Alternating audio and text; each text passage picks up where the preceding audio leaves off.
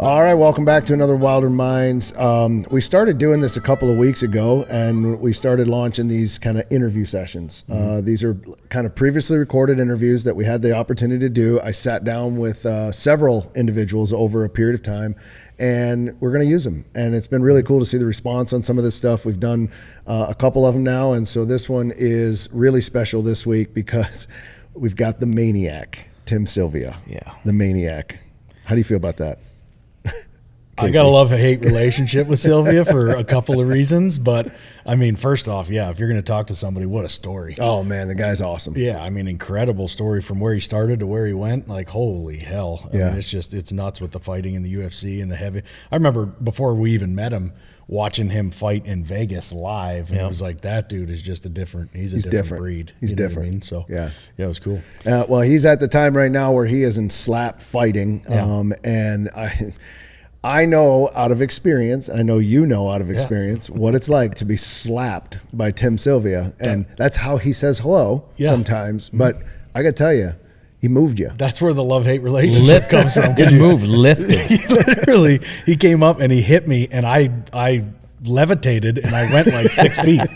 I was like, what the heck? And I had no idea it was coming, which I think scared the shit out of me more than anything. But what I remember is coming back around, and you were going to go back and slap him. And you went to slap him, and he never moved. I know. Like, I think you hit him on the back, and he just turned around and looked at you, and I was like, you got to run, man. Yeah. You got to run now. I was like a mosquito bite, basically. Exactly. And he just kind of... That was at the ATA. What the hell was that? And it's funny, at those ATA shows, it used to be just an event. And, Oh, yeah. And you get every different character that hunted, that was part of the industry back then, and you could always see Tim because he'd be like a head above everybody else.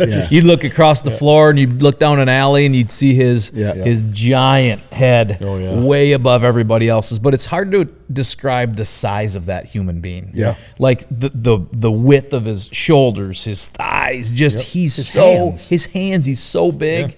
And Slapfest, that's why he's kicking people's ass right now. Here's what I think people probably get misconstrued, especially if you're a guy like his size, is he's actually super reserved, you know what I mean, in terms of like his demeanor. He's pretty well laid back and like super chill. He's not a real aggressive kind of crazy guy, but you look at that guy and he's just intimidating as hell. So I will say this, I got to know him a little bit through this interview. We've known him over the years, and we kind of rekindled a little bit and had a conversation. He's a gentle giant if he likes you.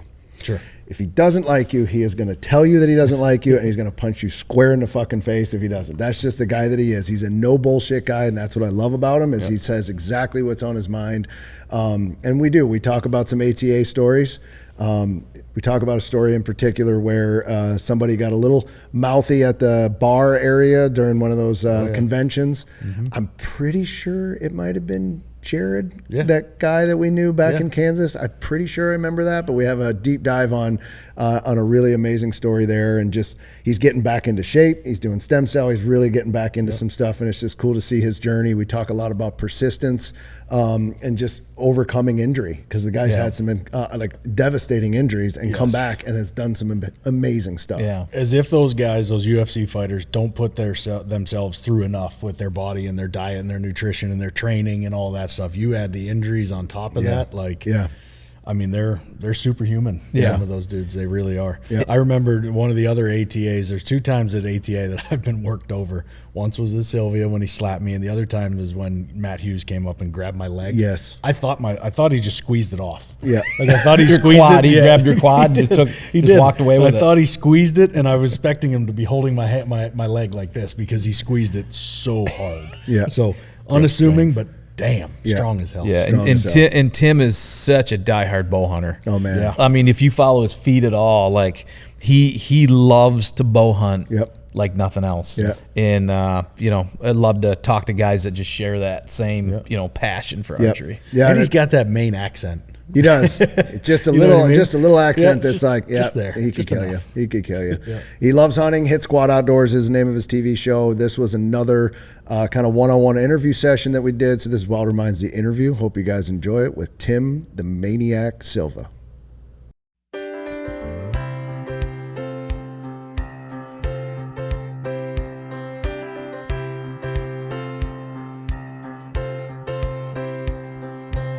Here's to my neighbors and my friends. school. Here's still the small towns, all American just like you. Here's still my family, to the place I was born and raised. Well, living the good life, baby, is there any other way? Here it is now. All right, everybody, welcome back to another episode of the Be Alive podcast. It's going to get interesting today. We're going to try some new formats, but I've got some things I just wanted to talk to you guys about before I bring on my guest. First and foremost, I just want to say thank you. The appreciation that I have for everybody right now with what we're doing here at Be Alive, launching all these different brands and all these different creators. It has been just so cool to see all of them thriving, all the comments that are coming in, the view counts through the roof. So I just want to say thank you to everybody that's out there. We appreciate all those little 5-star things that you're hitting and rating and all the comments you're leaving. And we're learning. We're learning as we go. I know I am as well. This is a new medium for me, and I'm excited to kind of explore different opportunities with this. But I just wanted to say thank you for that. And if you haven't checked out any of the new podcasts that are out there, make sure you go over and check out Bush Savvy. Bush Savvy is a podcast that Keefer's doing, my brother, on the kind of the backcountry. It's a different perspective and look into that kind of a topo for the backcountry, and it's really cool. He's excited about that. We've got some new merch that is launching with that, so stay tuned for that. I don't know if it's going to launch by the time this podcast airs, but I will tell you this, go to the store and check it out because there's all kinds of merch. This hoodie's on there. We got it in green. We got it in white. So we're just starting to really get into the merch side and launch that out. And really, look, it's not about us being this like active wear, really cool stuff. This is literally just comfortable shit that we love to wear, and it just sports the Be Alive name, which is about living the Be Alive lifestyle. So if you live that lifestyle, we want you to support us. That'd be amazing. Go over to the shop. The other thing is, if you haven't listened to Listen, here's the thing. I did an episode with the girls, Katie Keefer, Miko, Price. It was a lot of fun. Just a lot of fun. We had a blast. The two of them really have this kind of no fucks given attitude where they're just into it. They're talking about all kinds of stuff. Very inspiring, both in their 40s, both at a stage in life where they've got potential empty nest coming here soon. Trust me, I'm one of them. They've got, very successful careers in their own right. They've done a lot in the entrepreneurial space, and they're both raising daughters, and it's very inspirational to hear their outtake on that. So if you haven't checked it out, definitely do. Listen, here's the thing. I do. I love it. I laugh about it. They really is. The two of them are like squirrels. They're just all over the map, but I absolutely think it's hysterical. And it's just been great to see the success of Listen, Here's the Thing. So follow everything, like it. And the last thing is Poor Decisions. Poor Decisions is a fun show where we make the poor decisions so you don't have to. And it's just about enjoying things, getting outside your comfort zone, on trying new things like in the alcohol space. So we're trying new wines, we're trying new beers, we're trying new drinks that are out there, and we make the poor decisions so you don't have to. So make sure you check that out. Where can you find all of this stuff? Well, you can start by going to gobealive.com. That's where everything's at. You can also check everything out at the Be Alive YouTube channel. And of course, every brand has their own ecosystem that you can follow them in, and all the creators and things. So check that out. So I just wanted to give you an update because we're getting into this now, and we're really starting to get a rhythm. And it's been an absolute honor to put this stuff out there and see all of the amazing comments and things that are coming back. So thank you guys for the support. Be Alive. It's a lifestyle. It's inspiring. Get outside your comfort zone. Let's make it happen. If you believe in that, then you can be a Be Aliver along with us. So that's exciting. That's some of the updates on what's happening here right now. And we're just enthralled with some of the success. And I got to tell you, it has not been easy. And that's really what I wanted to do with this Be Alive podcast, is just talk about those trials and tribulations, talk about those moments that matter. So if you're a business owner, if you're a startup person, or you're just in life in general and you just are stuck, there's some things that we can talk about here that hopefully can give you some direction.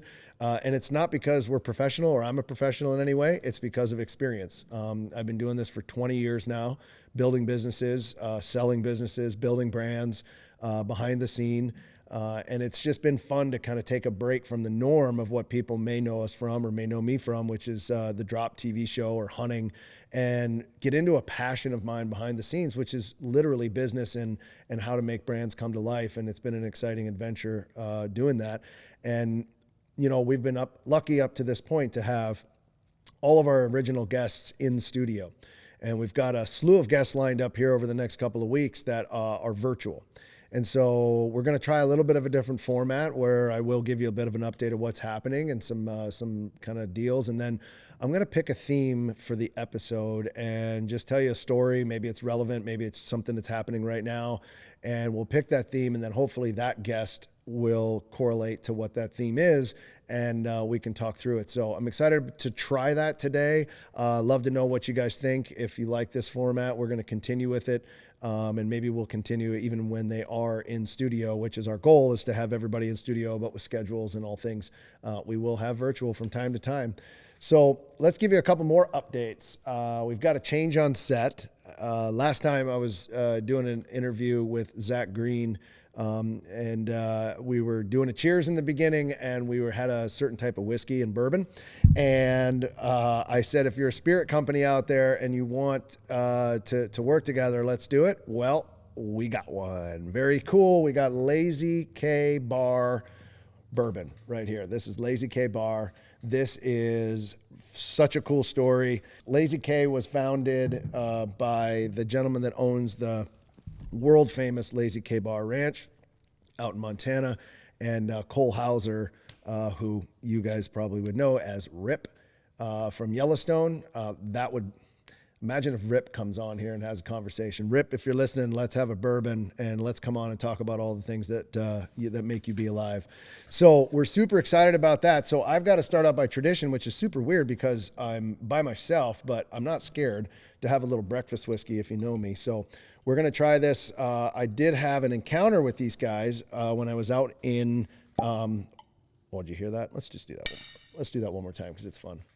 Oh yeah. So this was aged 8 years from Big Timber, Montana. Just a cool bottle too, by the way. I mean, this is just like an amazing bottle. So I am super excited to try this. Now, I know I feel like I'm just partnering the shit out of the front of this thing, but I got to tell you, at the end of the day, I got a new Grizzly too. So Grizzly is another partner of ours. They've been on for a long time. I love Grizzly. Just got my hunting blinds on the property, but I got my new Grizzly tumbler. It's got Be Alive on it. We're working with them. If you want to get yours, let's make it happen. But Grizzly Be Alive tumbler. So we got our Grizzly and our, just a little nip to start the day. That's what we're going to do.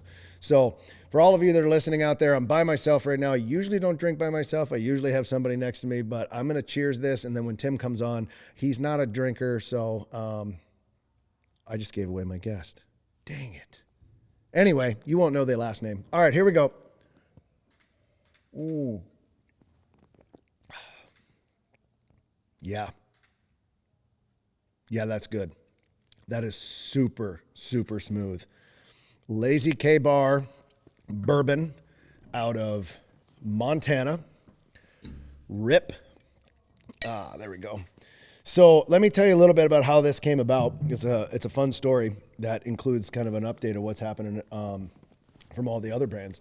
Recently, I had the opportunity to work with another company called Outlaw. Just a fantastic company to work with out of Montana. I also did a podcast with those guys on the Hoary Marmot. It's called. It's going to be fun. We'll make sure we post about it. It was just a lot of fun. But they hold this Wildlands Festival every year. It's in Big Sky, Montana. And it's all about raising money for conservation. Last year, they raised a ton of money for rivers. This year, they raised over $300,000 for conservation. And as you know, some of our core values here at Be Alive are inspire, protect, and explore. And protect, we are all about protecting the places that we play and giving back to conservation in any way that we can. So went out there, Rivers Are Life, one of our brands, supported as well as Be Alive. We got to go to our studio, which is out in Bozeman, meet with the studio team, and a group of us went out to the Wildlands Festival. It was so much fun. So much fun. I mean, to raise $300,000 plus for conservation, to work with those organizations, to have a concert where some incredible music was being played in the middle of Big Sky was just amazing. And I was able to take my daughter with me. So she hadn't been out west yet, and I took her out there, and now she's addicted. That was a mistake on my part. I should have never taken her to Big Sky, but now she's addicted. She wants to go west, and hopefully her career will lead her there. But it was a lot of fun. So to spend time with my daughter, to go out there and check out the amazing music, work with that group. We did a hospitality tent with Rivers of Life and helped raise that kind of money, which was significant for those organizations. I just thought it was an incredible event. We're looking forward to going back again next year. Some of the highlights, we had Lucas Nelson. Lucas Nelson is Willie's son, but Lucas is just a straight up, unbelievably nice guy. Lucas spent time with us while we were there. I love his music. He came up and hung out for a long time, and it was just so cool to get to meet him. I hope to someday have him on the podcast because I'm sure he has an incredible story. I just watched a recent video of him performing with Eddie Vedder, Just Breathe, and it's incredible. But Lucas put on a heck of a concert. It was absolutely incredible. So spend time with him was a lot of fun. And then the next day we had Maren Morris, who also just slayed it. Felt like she was going through some stuff, but she slayed it. And then we had Dierks Bentley, and Dierks Bentley put on a show. I mean, he put on a show.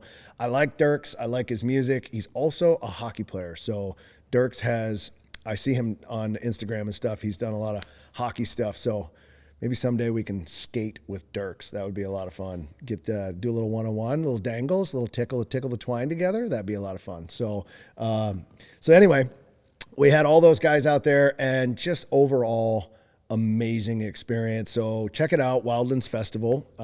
And I think we have a video we'll post that is going to be kind of a recap of all of that. But the whole focus of it was raising money for conservation. And again, when you raise over $300,000 in conservation dollars, man, that's great. So, I mean, it's fantastic. So those are some of the updates that I got for you. And I was saving this one right before I got into my story.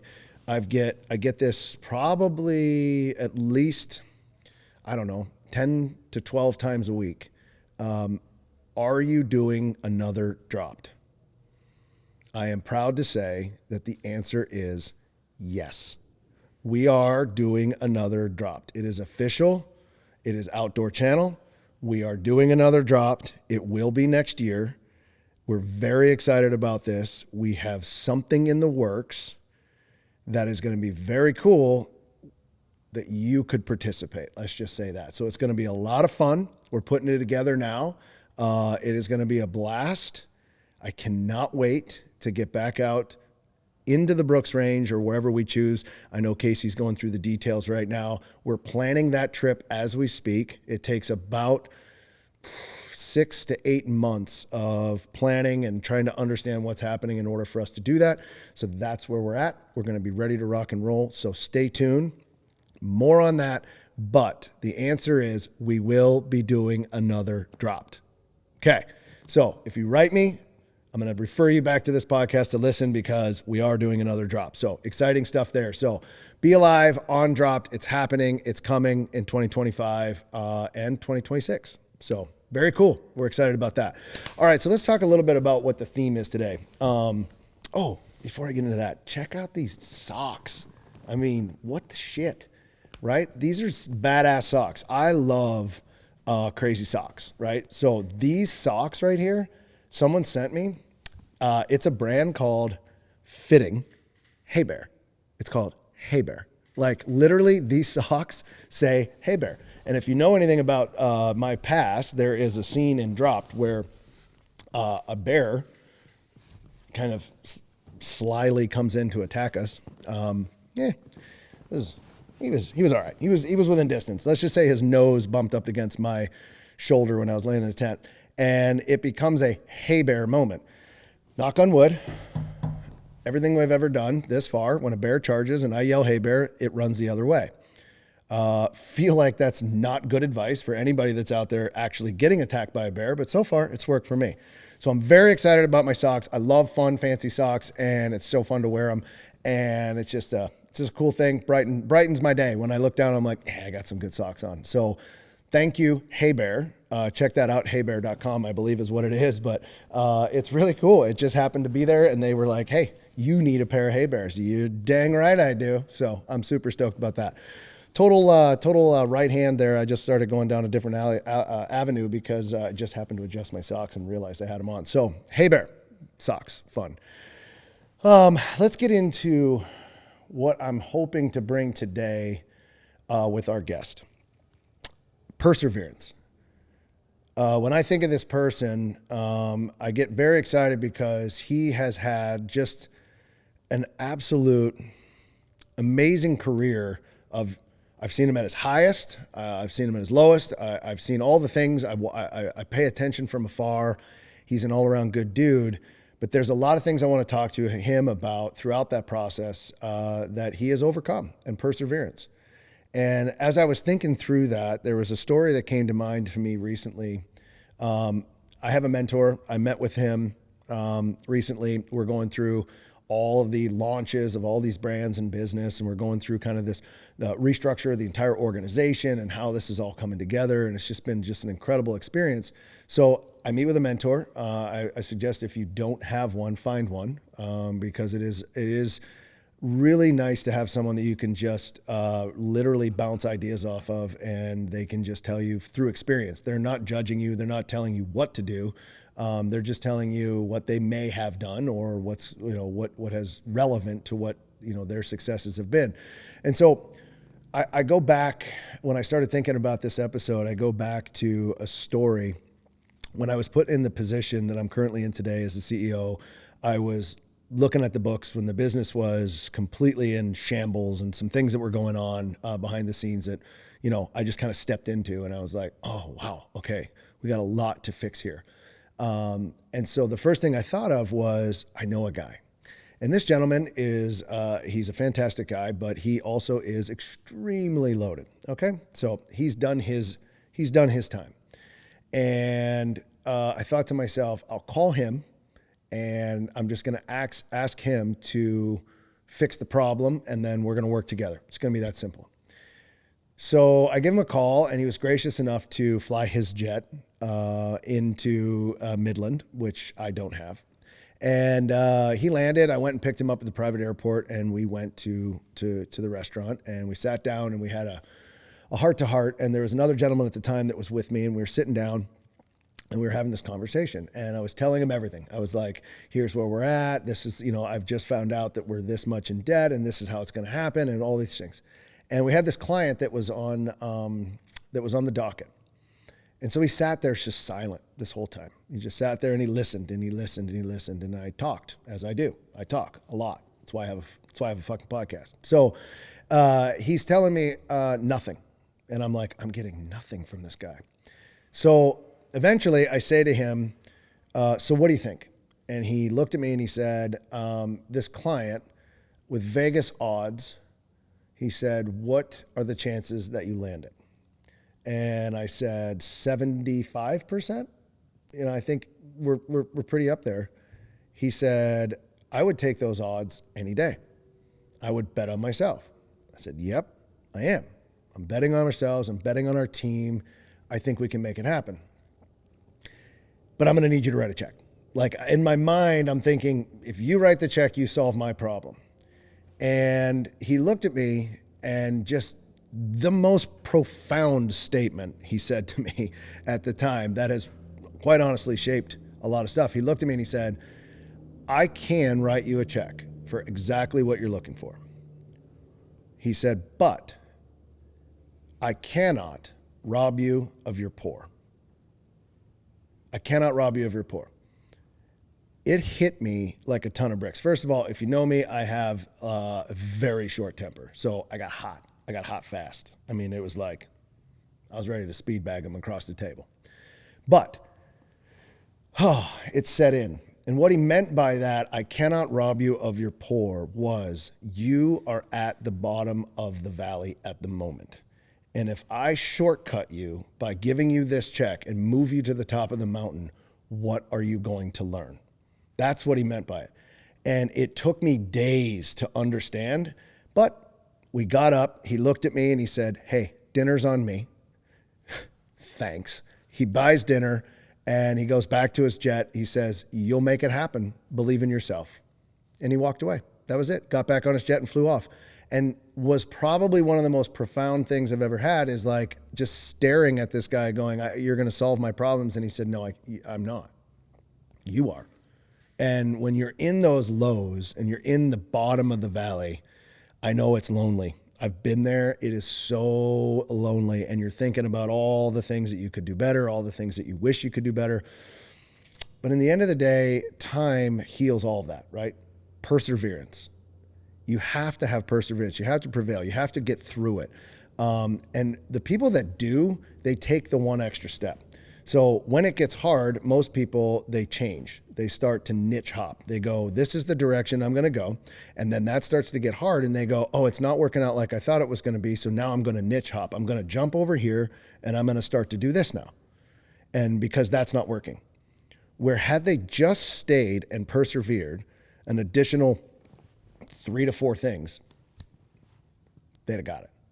So incredible story of perseverance. And since we did, as a group, we persevered. We didn't need him. We continued to build in the business. It grew. We went from 3 to 5 to 10 to 15 to 25 to all the people that are here today. And I never looked back because it gave me a different perspective. But we'll talk about perspective on a different podcast. But I just thought that was an interesting story of perseverance. And when you're in the valley, just remember you're in the grind. Eventually, you'll get to the top of the mountain. So that's where we're at with that. And that's just a story I wanted to share with you. I'm excited to have our guest. I think that he is going to have an incredible story of perseverance as he joins us today. This guy's awesome. But at the end of the day, we've got Tim Sylvia. He's a former UFC heavyweight champion, a mixed martial artist known for his imposing size and his strength. Trust me, in person, he's a giant. Sylvia's held the UFC heavyweight title twice, and he was a prominent figure in the sport during the early 2000s. I mean, he was at the top of it. But beyond MMA, he's ventured into all kinds of things like professional wrestling. He's done some acting. But one thing I want to talk to him about is hunting. He's hunting with his TV show, The Hit Squad. But it does make him today the current super heavyweight slap fight champion and just general all-around badass, Mr. Tim Sylvia. So I'm super excited to have him on. After the break, we're going to get into it with him and see what he's up to. So stick around, the Be Alive podcast. Wherever your adventure takes you, count on Bass Pro Shops and Cabela's to make it memorable. From the timberline to the campsites to the lake and the range, get your family outfitted with the right gear. With premium brands like Worldwide Sportsman, Ascend, Instinct, Redhead, and Natural Reflections, they've got the apparel and the gear to make it the best adventure ever. Stop by today for a one-of-a-kind shopping experience in-store or online at BassPro.com and Cabela's.com. See for yourself at Bass Pro Shops and Cabela's stores. Your adventure starts here. All right, let's talk about beer for a second. You ever notice there's a big difference between Busch Light drinkers and other beer drinkers? I like to say we live on the wild side. You know, a guy with a Busch Light in his hand, he's a man of the people. He's out there in the wild every day. He's in the trenches smashing bushies with a smile on his face. You know why? Because he doesn't care. He's not looking for a soulmate. He just needs something to wash that damn jerky down. And he's got himself a 12-pack of Freedom in a can. And when that can gets cracked, it's like opening a door to a whole different world. It's just a vibe. And if you haven't felt it, you should. So go grab yourself a case of bushies, give them a rip, and take a walk on the wild side. You've got things that matter. Memories, heirlooms, documents, firearms. And we all know that life is unpredictable. At Winchester Safes, they make sure life's unpredictable moments don't take those things from you. They use state-of-the-art methods that refuse to sacrifice quality. They put everything they have into their products, offering proven protection and peace of mind. There's only one safe company worthy of the title, the American Legend, and that's Winchester Safes. Follow at Winchester Safes or learn more on winchestersafes.com. All right, everybody, welcome back. We're back from break, and we have got the man, the myth, the legend, Mr. Tim Sylvia with me. Tim, I did an intro beforehand for those of the people that don't know who you are, which has got to be a very small crowd, but the people that do, we've got you here. How you doing, man? How's it been? How you doing? I'm good. It's been good, man. Just, as you know, what's the date today? I don't even know. I don't even know either. 12th of 12th, 13th? Yeah. 12th? I started hunting in like 3 days in Missouri. That's exactly what I wanted to start out talking with you about. I know most people are going to jump into what your background is. I know your background. We're going to get to that. I want to talk to you about hunting season. It's coming.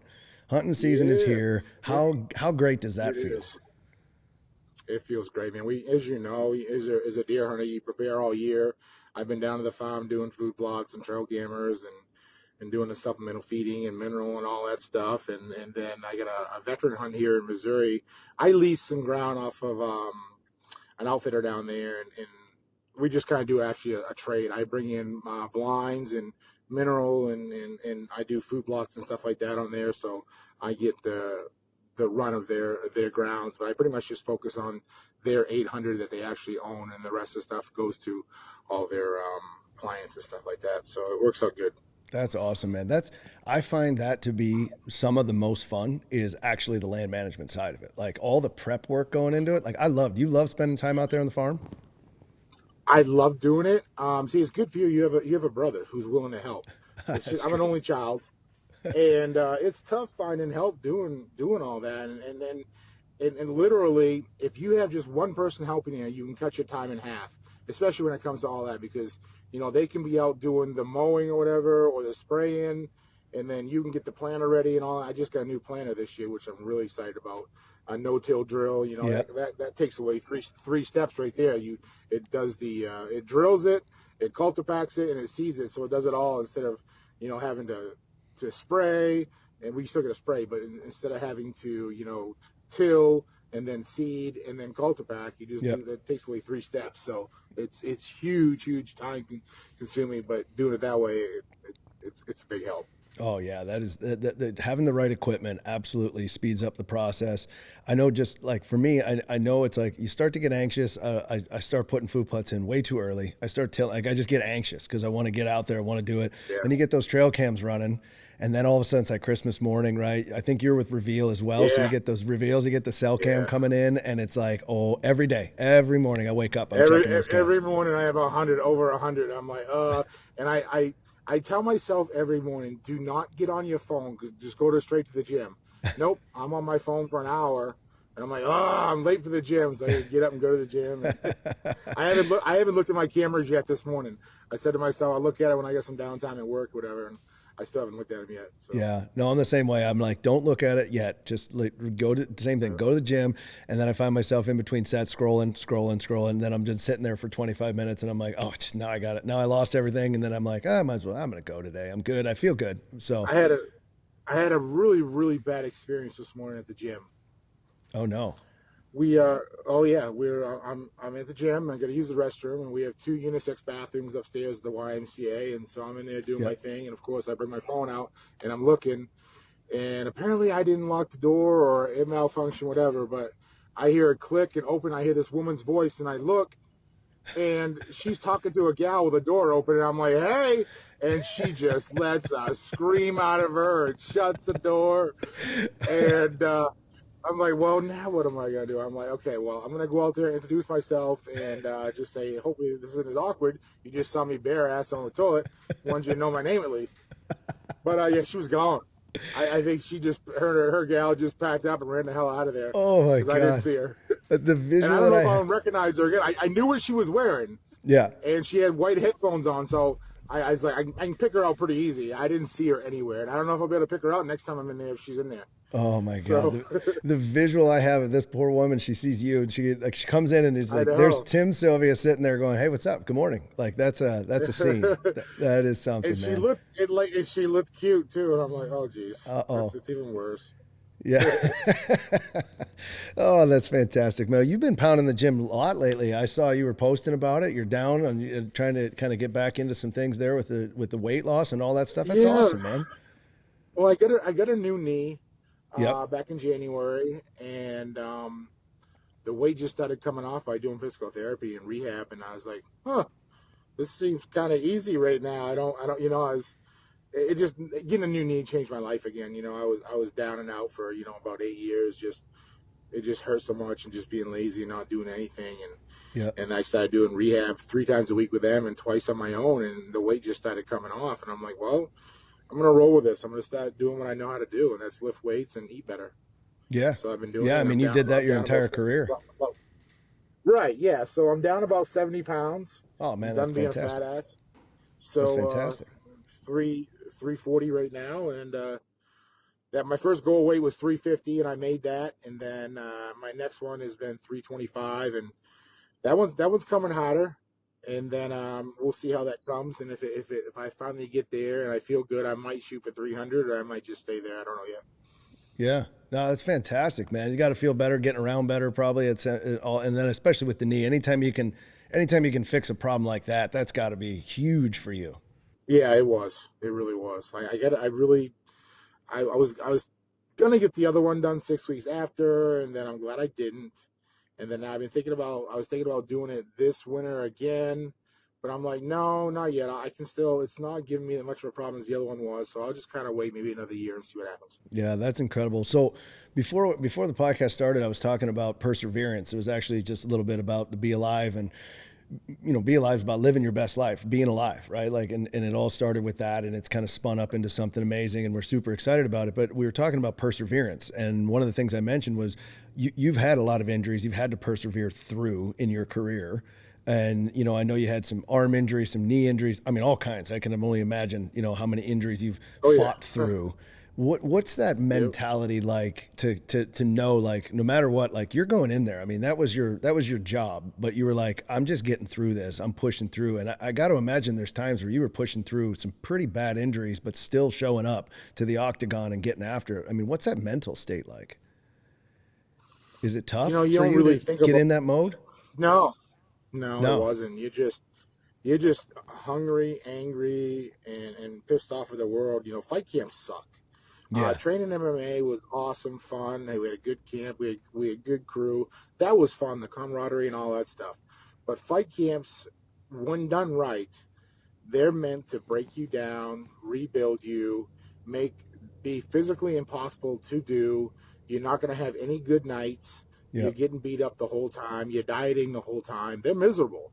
Yeah. So the reward at the end of those fight camps is you get to fight. You get to punch somebody in the face and go out there and have a really good time.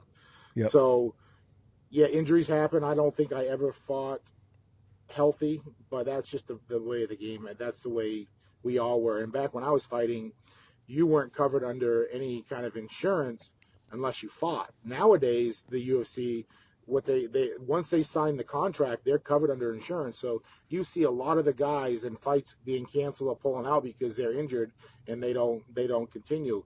Back in the day when I was fighting, we were all fighting injured, every single one of us, just so we could get it covered under workers' comp, so we didn't have to pay for it ourselves.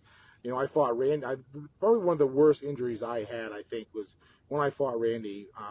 Randy Couture. I had two bulge discs going into the fight. Way overconfident. I'm like, I'm just gonna go in there and knock him out real quick. And next thing I know, we fought for 25 minutes. I blew another one out during the fight, and I was miserable. Miserable. It was just so bad. And then I had back surgery, and I came out of anesthesia, and I'm like, I gotta go pee. Swept my legs around and stood up, and the nurse is like, "Whoa, settle down." I'm like, "I feel great." She's like, "Well, that's probably because you just had surgery and you're on pain meds. So let's sit back down and make sure you get there without falling down." I'm like, "Okay." Yeah, let's do that. Let's do that. So it's interesting you say that. So because Randy's an outdoorsman as well. So talk to me a little bit about. I know you've had some relationships there. Matt Hughes, obviously, I think you go. He was in the camp for a long time, and Matt, back in the day, we were always at ATA together. And I do want to touch a little bit on how we met and at some of those things. But with someone like that, you get into a 25-minute knockdown, going to drag out, knockout fight. At the end of that, is there respect for each other as warriors when you're there? Like, you have that respect level? Was that always something that you wanted to do? Or was there pure hatred along the way and some guys you didn't? Like, was it just case by case? I know in hockey, like, we fight in hockey and we're done. We're like, hey, good job. Nice job. You know what I mean? And it goes on. How does that work in your space? Fighting for me was case by case. And that was another problem I had with Randy. Randy and I are very good friends. He's one of my best friends today. I help him with this charity event every year up here in the Quad Cities. We established it. And, I trained with Randy. He flew me out to Oregon on 2 separate occasions, had me come to Vegas, help him get ready for Chuck when he dropped 205 and stuff like that. So very, very good friends. And that was a problem for me. I always needed some kind of animosity, hatred or something when I fought someone. Yeah. After the fight was over with, I could be all said and done with that. But I needed something to make me click. And I didn't have that with Randy. And it's funny because Randy and I talked about that, years afterwards. And he's like, I knew the fight with you and I was going to be a problem for you because you always needed animosity, and I knew you wasn't going to have that with me. I'm like, you're absolutely right. He's like, I grew up with that. He goes, I was wrestling since I was 5 years old, so me and my teammates would go to national championships, and we'd end up wrestling each other. And one of us had to win, one of us had to lose. And on the bus ride home, one of us, we were still pissed off, but we're still friends and brothers. Yeah. And he goes, I just knew you couldn't transfer that over with me. And I thought I had an upper hand. And I'm like, oh, you absolutely did. Yeah. Well, I could see where that would be a huge upper hand is if you're always looking for that little something, that animosity, and then all of a sudden you're like, well, that's my buddy, but also I'm trying to be mad at him. I'm trying to be, but I know him on a deeper level. That has to transcend a little bit mentally, going into it for sure. Oh yeah. Yeah. Yeah, it definitely was. No doubt about it. Oh, that's incredible, man. Well, let me back up for just a second, just for everybody that's listening. And the Maniac is your fight name, the Maniac, Tim Sylvia. That came from Maine, correct? Like that kind of falls together. But it started with you being born and raised in Maine, right? Yep. Is that where the love of the outdoors started? Is that where it started? Is in Maine? Oh, yeah, absolutely, yeah. Yeah, I started hunting like when I was 12 years old. Couldn't wait to get that single gauge. 12 gauge, single shot 12 gauge. I'll have to go out there and hunt for whitetails, and I partridge hunted and stuff, and woodcock and stuff like that. But we didn't have turkeys back when I was there, and obviously did some bear hunting, but I never really hunted over bait and stuff like that.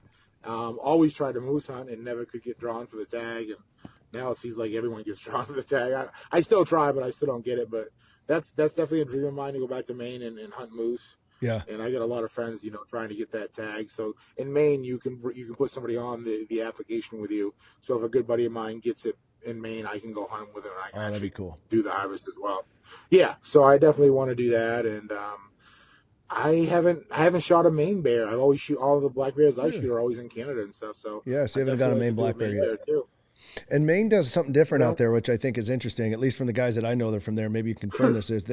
I was hunting with a guy one time. I was guiding him, and he looks over, and there's this buck walking out, and I was guiding him, and it was in my world, it was like 115-inch deer. Okay, and he kept saying, "That's a 200. That's a 200. That's a 200." And I'm going, "It's not." He goes, "He's 200." 200 pounder. And it was a pounder, and I'm like, buddy, that is not a 200. And he's like, I'm like, he's 115. He's like, no way. And he's yelling at me. And we realized we had our wires crossed. He kept saying pounder. And so that is something that is real where they're like, hey, I'm going for the poundage. Right.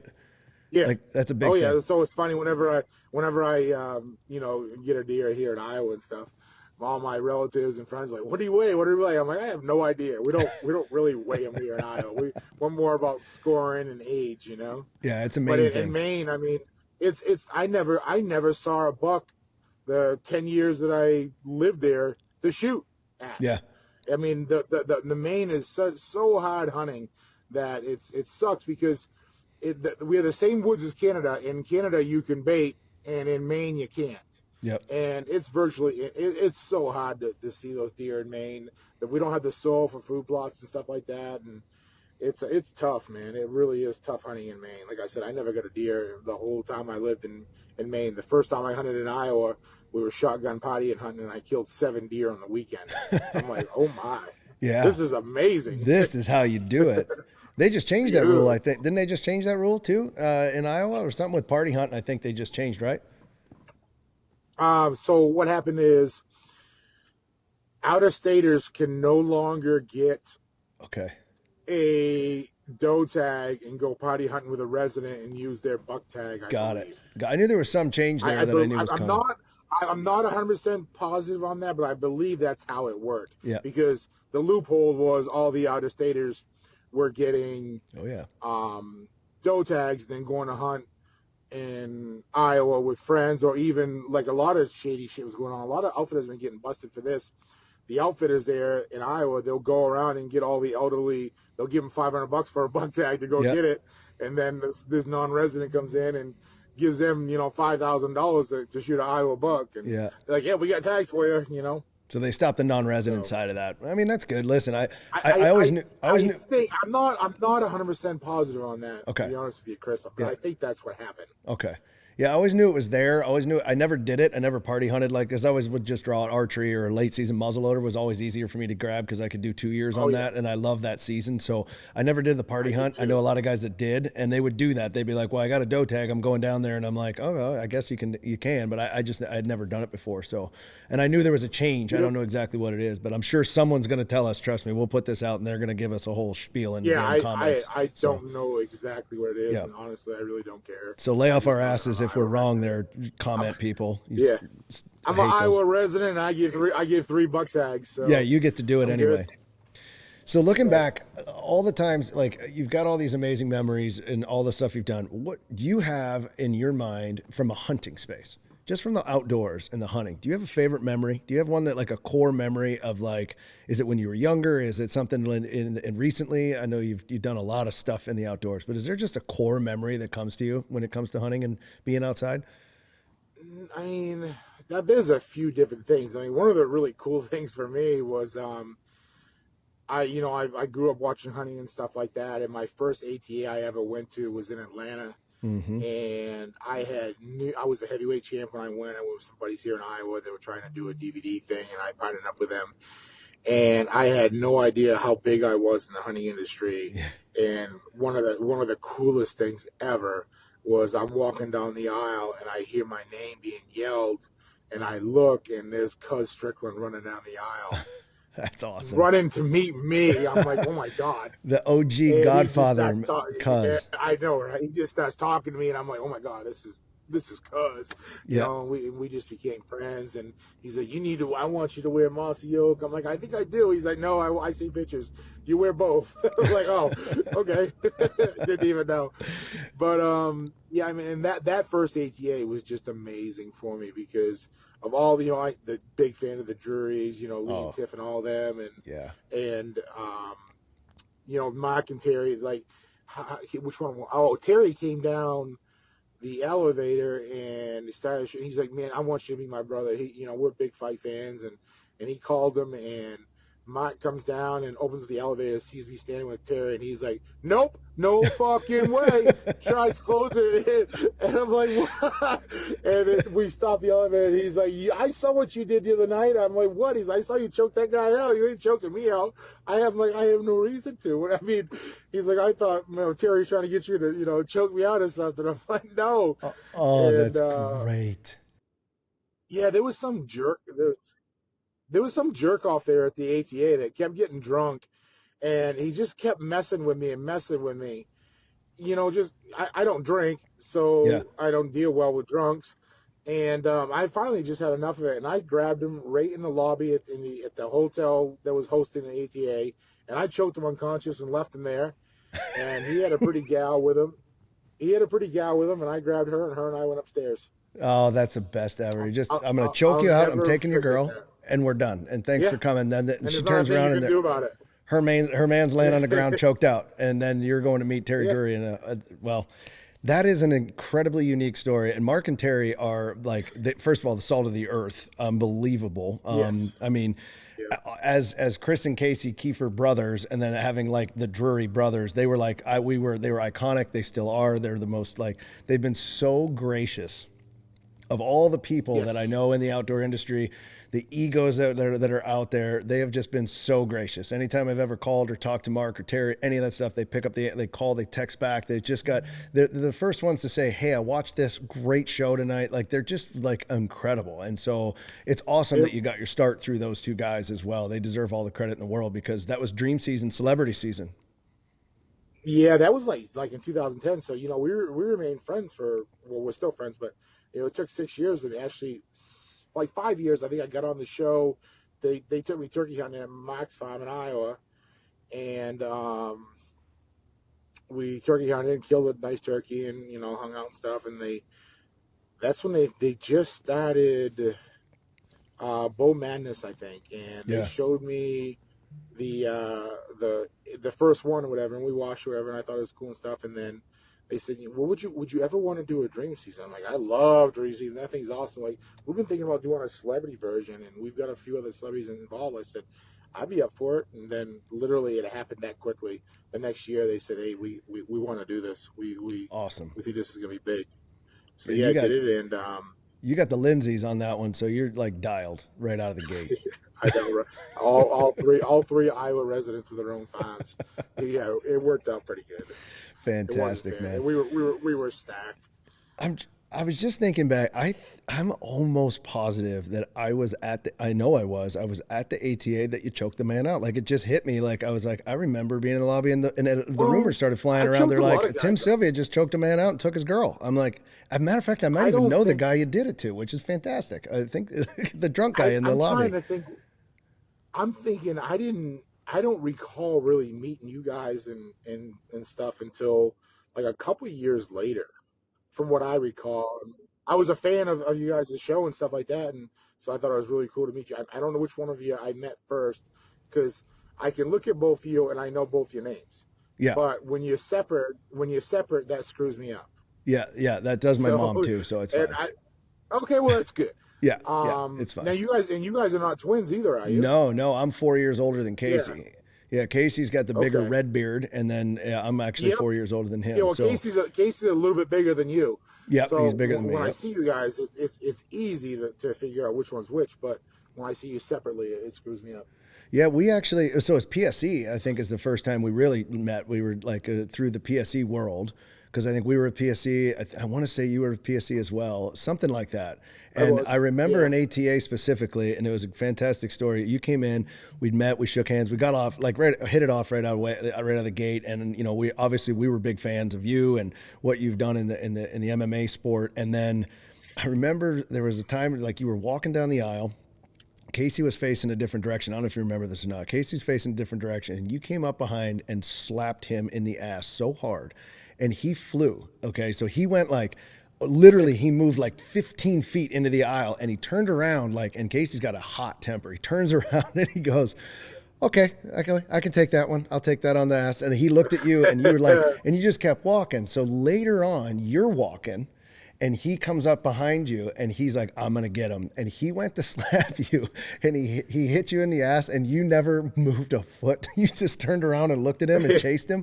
He took off. I thought that was the funniest thing, because he flew 10 feet. You didn't move 1 inch. He turned around, and I mean, he was just like, okay, I know my role here. I'm done. So I don't know if you remember that, but it was funnier than hell for me. I do remember it briefly. That's kind of my thing. Like, I always, like, friends or people that I'll just give them the hottest slap I can give them on the ass. Just say, hey, what's up? Yeah. Oh God, I laughed so hard, and then I ran. I did it to Pigman back when he was really cool and we were friends. But I don't know what's happened to him. He's turned into an asshole. Yeah. But I did it to him. Yeah, I know. I did it to him, man, and he was pissed and turned around. He's like, shit. But I think I did it. I think I did it to him after he kind of had that turning point to where he became an asshole. I don't know, but I think I did it to Brackett too. Brackett used to be a really, really good friend of mine, and took me bow fishing and stuff. And then he turned into a jackass, and we all know about that story.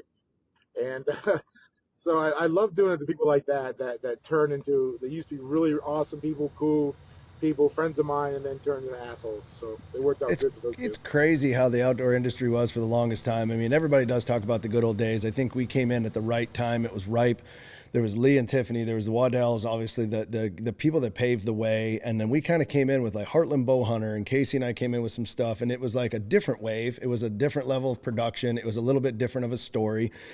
And then it's really, since then, the innovation has just gone away. It's just everybody's spaced out. Things have happened. People got egos, and it just went away. It's just weird how like that whole industry that was so high at one point, just boom, it's just weird. For some of us, the hunt never stops. Grizzly understands that more than most. Rugged, reliable, and built to never back down. Whether you're on the trail, by the water, or deep in the dark timber, Grizzly is by your side. Tough enough to take on the wild and ready for whatever you can throw. Grizzly is committed to products that never let you down. Always on the hunt with Grizzly. Out here in the wild, precision isn't just a luxury, it's a necessity.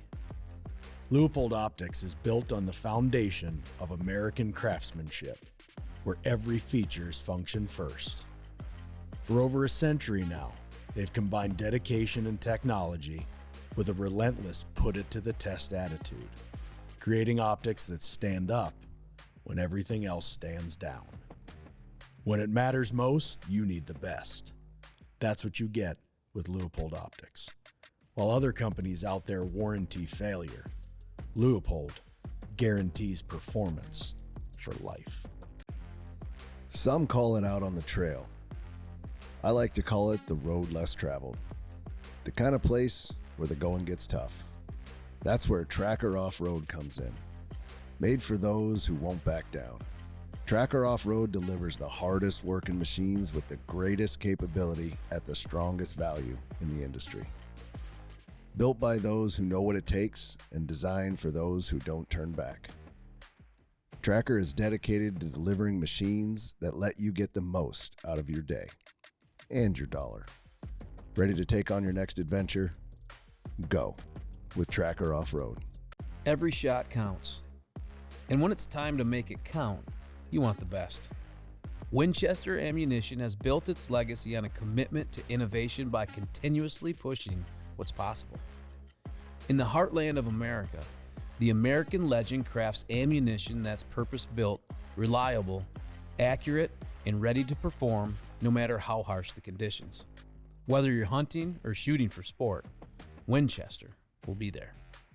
So we were talking about the outdoor industry and just like that world. Like we hit it at the sweet spot, and then it just like, I don't know, man. For whatever reason, there was just the egos and the people. Like I always looked at them like, man, we're not walking.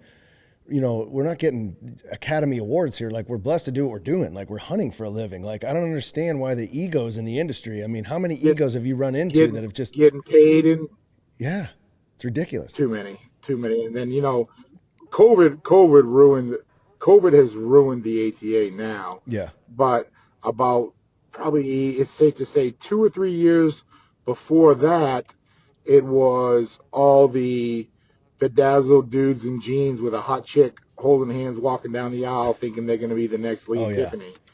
And they were that was a cluster, because that ruined why a lot of us were going to the shows to talk to our sponsors, meet with our sponsors, renew our contracts and all that stuff. Well, a lot of that stopped happening because all those jerk-offs ended up getting in there out of a media badge or whatever. And then, then the bigger names, were getting bugged by people that shouldn't have getting bugged by, just so you can go there and get autographs and meet these people and rub elbows with them and stuff like that. So it's just not what it used to be. I feel like the NWTF is kind of taking over, and that's a really good show. Even though it's public and it's really busy, but that's a good show because of the nightlife. Like everybody in the industry can get to do those fun things in the evening after the show's over and stuff, and we all hang out. And that's a really good time now. But I didn't go last year because of my knee surgery. But unfortunately, I think I don't know what's going to happen with the ATA, and they really keep robbing the poor vendors, man. I had no idea what vendors got to spend to go to those shows. Astronomical. And they're like, it's just not worth it, They can save $250,000 by not even going and doing everything through emails and online and the phone and stuff. And That's a lot of money for Yeah, budget. it is. I stopped going in about 2019, the year before COVID. I didn't go, and I hadn't been since. And last year, Casey and I we scooted down for a day. We're like, let's go for a day. We went down there. I just couldn't believe it. I mean, a day, I was done. I was done in half a day. I went around, I saw some of the guys, I was done. And I was like, Right? this is not even close, Yeah, yeah, And I did do NWTF yeah. Well, I've been started. for the first time. The Yeah, NWTF was amazing. So that's the first time I've done NWTF, and I agree with you. That is the ATA of 20 years ago. There was so much fun. I took my yep, daughter with me. We ended up going honky tonkin down on Main, down in Nashville, like in Main Street, a couple times. We came back to the opera. Like, it was so much fun, and just a different crowd. Everybody was happy, and it I wasn't agree. TV driven. It was Yeah, just people. It was just good people that yep, wanted to have a good time. So I thought that was really cool. yep. I agree. I don't know what's gonna happen. And that shot show is Yeah, just ugh. It's Vegas, man. I It's can't even imagine. I've lived there, and my whole life of training and fighting and stuff. I was in Vegas all the time, and I'm just not a fan of Vegas. The only cool thing is the wife took me to Vegas a couple times, and this last time we went, the last time we went, it was really cool because I've always been to Vegas, and I was fighting fight camps or training and stuff like that, and we went around and just found all the food things that I love, and man, we ate like Yeah, I kings, bet. and it was Oh pretty my awesome. God. There was I'm trying to think. You fought Orlovsky, and we had an ATA show, or it was no, it was shot. You might have fought him in. You fight him in Vegas. Was there a shot show? It was something during that because I went to the fight. I did, but no, I fought Nagera at Okay, the that's what it shot was. show, Nagara. Yep. and I was winning. I was winning all 4 rounds, and then I got choked out at the very end of the fourth Yep. round, and oh man, I was Yeah, so I went to pissed that off. fight. But yeah, there was it was the shot I actually show, went with the yeah, juries. because we I might have went with the juries. I think I did. yeah, Yeah. Michael Waddell sat with some of my guys, and I guess he got pretty lit up, and he was screaming, "Roll him like a bale of hay, Tim! Roll him like a bale of hay!" He's got some of the funniest and crazy sayings. That's what makes him so Oh, entertainable there's and likable nobody. is the stuff that comes There's out of his nobody in an mouth. industry like Waddy. He's just for him. He has paved the way for all of us to do what we do, and there's no denying it. Period. And he's got the greatest personality, and there's just Nope. nothing about him that I don't like. He's a good dude, and I don't care if he makes fun of me for being undropped and doing all the fun things. It's in jest, and I love it. Like, he'll put stuff out about the funny thing, and I think it's great. I love it. I think it's like the best thing in the world. I mean, we have a good relationship. He came and killed a turkey with me. I'll never pick up a turkey call in front of Michael Waddell in my life. He literally put a mouth call in. It sounded like there was 150 birds that were in front of me. I didn't know what was going on. He shot one, shot a second. I'm like, what is happening? We're just sitting here. He killed these two birds. I mean, I'd never seen anything like it. I'm like, yep, this is the greatest experience of my life. So it was amazing. So I loved hunting with him. So he's a good dude.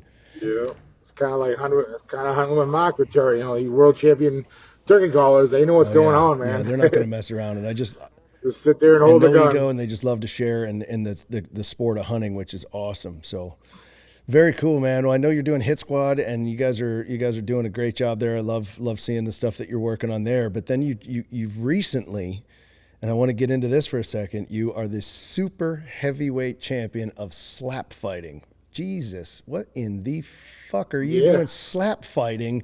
I saw you knock a man into literal oblivion, and I was like, this is amazing. I just immediately fell in love with it. I think it's just a cool thing. Tell me about slap fight, and how in the hell did you get involved in slap fight?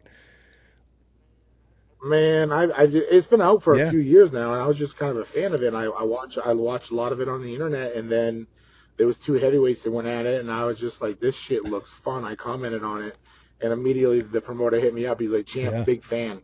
Would love to have you come to one of my live events, and I'll do whatever it takes to get you there. You could even be a catcher.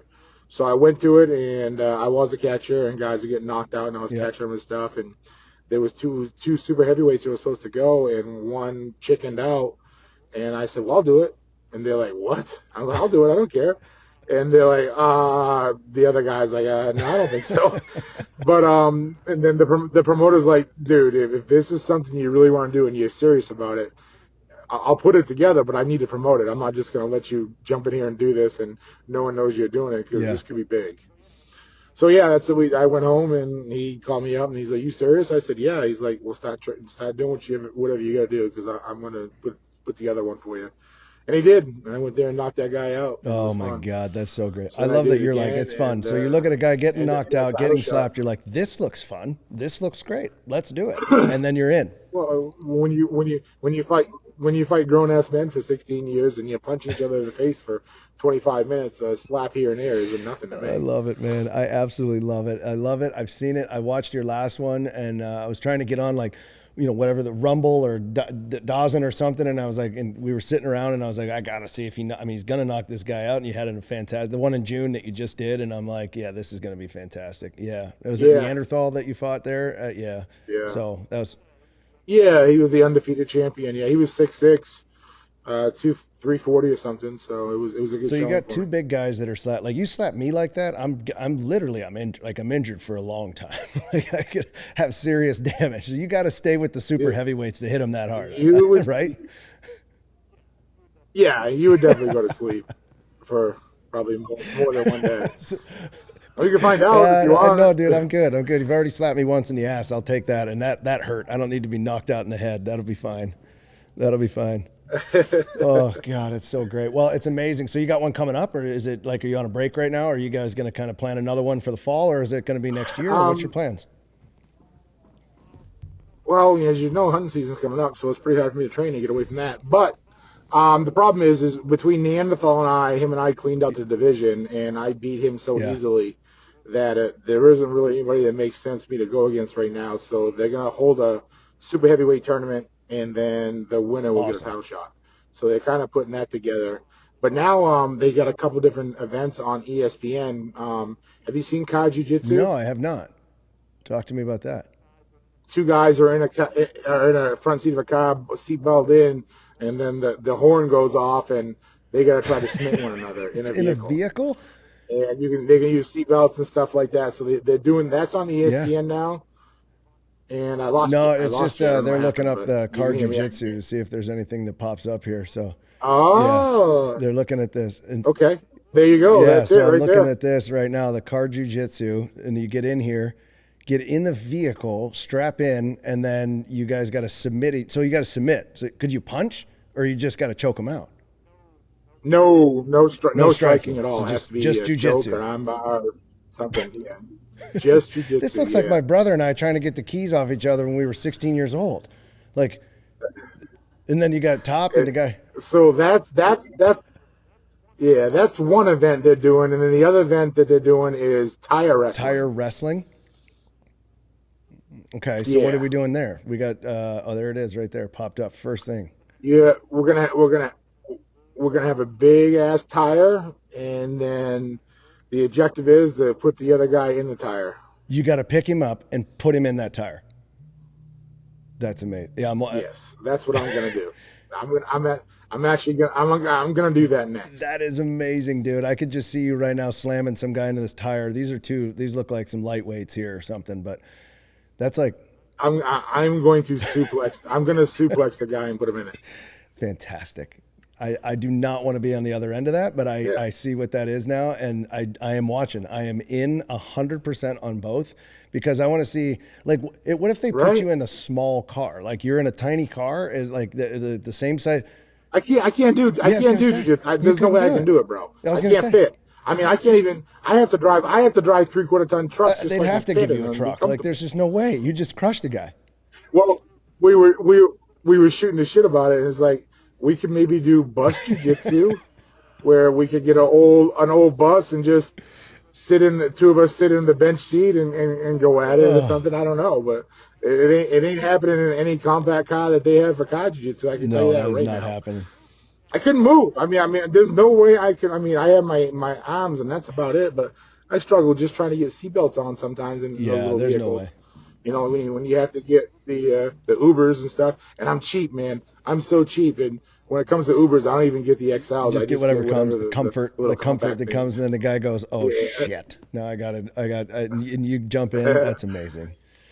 That's amazing, man. Well, listen, you've had an incredible career. Obviously, 2-time heavyweight champ in the UFC. Hunting has been a big part of your life, which I love, and I love that that's kind of a thing that you love to do now, and do you think, like, juggling between that professional life, like where you've got crowds of, selling out stadiums, heavyweight champion, all those things, and then now you're kind of that solace of the woods. Like, do you find solace in that now, this stage in your career? Like, do you find kind of like a little bit of peace out there when you're in the woods? I know for me, it's super peaceful for me to just sit there. Like, do you find that comfort there, do you think?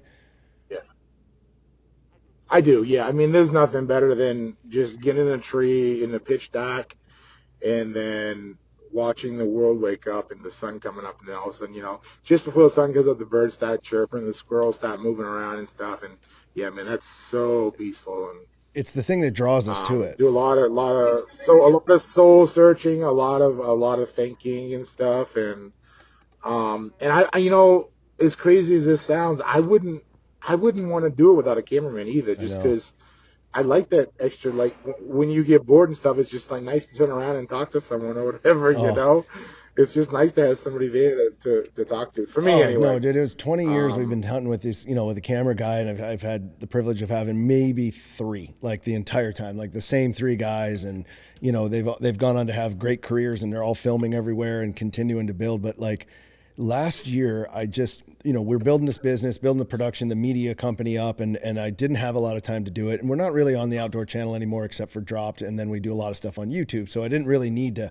film as much as I used to. I just really like to film my adventures, put it on YouTube, that kind of stuff. And so anyway, I went down and I did a self-filming and I shot a deer, and I just turned around out of just pure habit and was like, there's nobody there. Like, I literally turned around and I was like, shit, I'm by myself. Like, it was like I'd done that for 20 years, and then now this year I'm like, all right, I'm done with that. Yeah. Like, who's coming with me? We're gonna have some fun, and we're going back to that. So, but it is fun. I love having somebody with me, and it does. It's like you're bored halfway through, and you get the giggles going, or you start laughing, or there's all those things those memories, and it's fun, man. I love having someone in the tree with me. It's harder, but I do love. You got to hang a double set, and there's always a perfect tree, but you need to hang a second one. You're like, well, I can't. That doesn't work, but it is a lot of fun to have somebody with you.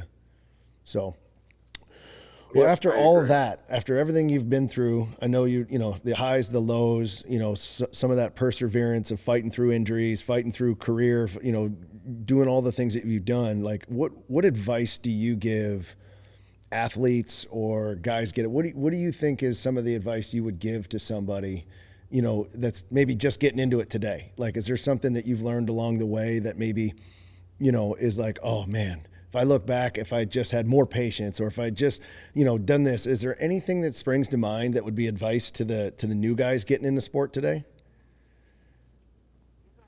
New guys getting into MMA, man, you got to get with a good gym. You got to get with a good manager and good trainers. And if you do get into big leagues, it can be over just as fast as it started. So it's quick. Invest, be smart with your money and stuff. It doesn't last forever. Yeah. You're always thinking, there was, I was very fortunate. I did pretty well with my money. I bought some land in Iowa, built a cabin on it and stuff. It's all free and clear and stuff. That's good. But there's a lot of athletes that just don't do that. And I'm lucky now. I've got a few businesses and stuff, with the hunting show and the roofing business, and I just started an ATM BOS system business, T-shirt line, things like that. So I got my hands in a little bit of everything, but not everybody can do that. And a lot of the athletes are struggling, and they struggle with addiction and stuff like that, and because you're always in pain, and when you get out of it, you're always in pain, and you're always fighting for that high that you get when you're walking out to the cage, and the crowd is roaring, and you're always chasing that, it seems. And I think that's what's kind of drawing me to slap fighting as well. Is I'm a performer, I'm an entertainer, and I like that live crowd, and I love getting my hand raised at the end of a combat sport. That's got to be amazing, just to have that feeling, that gladiator type feeling at the end of it. And with slap fighting, you're staring the sumbitch right in the face, and it's coming, right? And so it's like, let's go. So you're looking at him in the face. The Maniac is across from you, and you're about to just piss pound this guy in the face with a slap, and he's got to brace for it. So it's got to be an adrenaline rush like no other. Definitely. But, the last guy too, the Neanderthal, he was trying to, I don't know what he was trying to do, but right before the match and stuff, but he's just like trying to stare me down and stuff like that. So, dude, first of all, I'm taller than you, I'm bigger than you, I'm stronger than you, and I'm a 5-time UFC heavyweight champion. You're not going to intimidate me, bro. So I think he was trying, but I don't think it wasn't working for him. Oh God, man, that's amazing. Well, listen, man, I followed you through your career. I was always impressed at how you handled yourself. I love that you are just a man of the people. We see each other at the ATA. You've always been super kind. Everybody that've ever seen you be around, it's just it's awesome to see. You're humble in that aspect. You just like to be around the right people. I also have seen you when they're the wrong people, which I love. You're very opinionated, and I think that's fantastic. You're like, you know what? If you're a douchebag, you're a douchebag, and that's how it goes. And I love that mentality. Yeah, I think it's definitely great. I think you've really done an amazing job, and I just appreciate you taking the time. I know I kind of called in a favor here, and as we get this thing going, and it was just one of those things where I thought you'd be an amazing story for the listeners, for everybody to talk to, and your passion for the outdoors and just all that stuff. And I always try to figure it out at the end. We talk about Be Alive, and what is it? Be Alive it's an energy. It's something that you feel. Like there's a moment, like you just talked about. Do you think that is, or what is your Be Alive moment? Is it entering the ring? Is it when your hand goes up? Like, what's that moment that makes you the most alive? Or is it shooting at one of those big bucks? Like, what do you think is probably right now in your life your Be Alive moment? Man, I don't know. I'm very blessed. I do a lot of concerts during concert season, so I rub elbows with a lot of these big country singers, which was pretty cool. Something was really awesome this summer. I went to Luke Combs' concert at the Iowa Speedway. It was about 60,000 people there. Luke Combs performing. I'm friends with him. I'm good buddies with his manager. I brought the belt because I wanted Luke to sign it. And, they know I don't drink, but his manager's like, hey, you want to shotgun a beer with Luke on stage? I'm like, fuck yeah. I had the belt on, and we walked out there with our beers, and I shotgun a beer with Luke Combs in front of 60,000 people at the Iowa Speedway. Got my ass kicked because that dude can shoot a gun. Oh, my God, can he shotgun a beer? But he was like, right afterwards, he's like, man, I saw your big ass over there. He's like, I didn't know how I was going to do against you. I'm like, come on. So he was all done. That was definitely Be Alive. That is awesome. That's a damn awesome. good moment. And then, again, this summer, I'm a huge Nickelback fan, huge. And I become friends with the bass guitar, Mike. He's a big jiu-jitsu guy. And we finally met last summer at a Brentley Gilbert concert. And then this year they were playing in Wisconsin. I asked him I was coming up. He's like, yeah, come on up, man. I got you. And I said, I'm going to bring the belt. I want you and the guys to sign it. He's like, yeah, we'll take care of it. And then I came back. It was at an outdoor event, so they had these badass, I don't even want to call them tiki huts, tents, or whatever, but it was like a little village, and everybody performing had their own. And then Nickelback's manager's like, hey, Tim, you wanna come in and meet the crew? And I'm thinking he's talking about some of the guys behind the scene. No, I walk into this tent, and it's all four guys, and we just start shooting the shit about slapping and fighting and stuff like that, and Chad grabs my belt and puts his arm around me. I'm like, holy, this is fucking Nickelback, man. A lot of people want to talk shit about Nickelback. Nickelback's Canadian band, man. I know, right? Listen, they're awesome. They're fans. Burn It to the Ground is on my workout mix. It's one of my first songs I listened to. It is the Nickelback Burn It to the Ground. Like that. Hey, I'm all on your train with Nickelback, man. That actually reminds me. I was on a bus with our mutual friend Aaron Lewis. And he played here in Midland, and I was hanging out on the bus with him prior to him going on the show.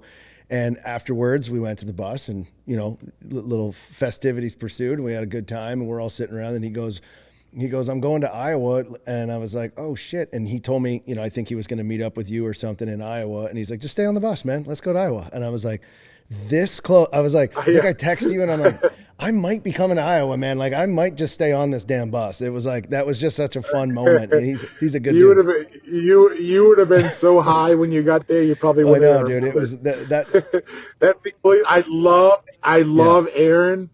But him and I, we did Dream Season together. I was a huge Aaron Lewis fan from Stained, and I was like a little freaking kid at Christmas. I got to first meet him, and I told him all about my story, how I moved to Iowa listening to Outside by Stained, and I cried for I had it on repeat, and I cried for 3 hours leaving Maine. And but anyway, we just became really good friends. But he smokes cigarettes, and he smokes. Everyone Yeah. knows he smokes weed, Oh, yeah. and it's just like you smell like dog shit It's when you get off that unbelievable. bus. It's like you want to burn your I know. clothes. And I actually, I don't. Like, oh yeah, you have to take a shower. You have to take a shower as soon as you get home because it's all yeah. in your hair. You smell like crap. But man, he's just down to the earth. Just a great country loving U.S. He is. I love the guy. So man. do He's I. awesome. I love him. It's the same thing. Like I brought my mom to the show. We went back there and she was on the bus and she couldn't believe it. And we leave and my mom, and she's laughing and shit. I go, you got a contact high. You're higher than shit right now. She's like, I think I am. She's like, I've never been high, but I think I am. Like she was literally just from being on the bus. I think she got a contact high. So it was kind of fun. So we had a good time, and he's just a good dude. Another guy that just loves the country, loves to do some great stuff. So it's fun to always hang out with guys like that. So, well, buddy, listen, I've kept you long enough. I appreciate you taking the time. Thank you so much. I know it means a lot to me. You got a friend, whatever you need, anything, anytime. Thank you again for just for what you've done for hunting and just bringing awareness to it, for the sport, for all the stuff, all the entertainment you've given us over the years. And I cannot wait to see you suplex somebody into a fucking tire and then just work him over. So I can't wait for that. So let me know when that's coming, and I'll make sure I tell everybody about it because that is going to be fun as hell to watch, man. So, Mr. Tim Sylvia, thank you, brother. I really appreciate the time today. Now I'm